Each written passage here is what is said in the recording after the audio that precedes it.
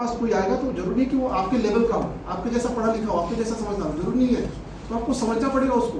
आपको बहुत बार ऐसा गुस्सा आएगा, लेकिन आप सोचो तो सही, उसके लेवल पे पहले जाओ कि वो कैसा सोचता है, तब आपको चीज़ें क्लियर होगी।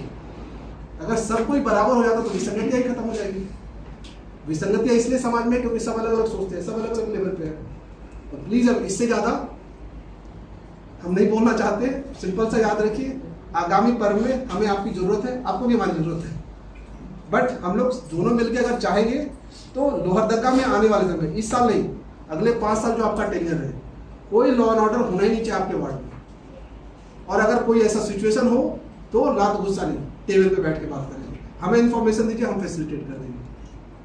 बैठ के हर चीज़ का निर्णय निकाल। लात गुस्सा किसी का सोल्यूशन हो ही नहीं सकता, वो जिंदगियां बर्बाद करती है, लाइफ भी खत्म हो सकता है किसी का।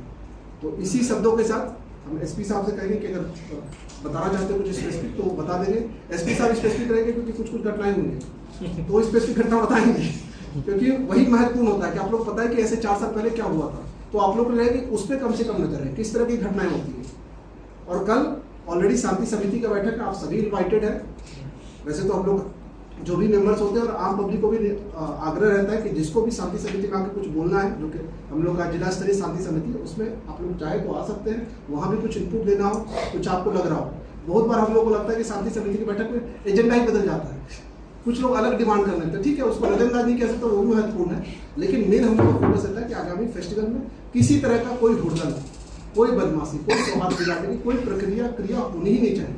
और अगर ऐसा लग रहा है तो शांति से बैठ के टेबल से बात करें।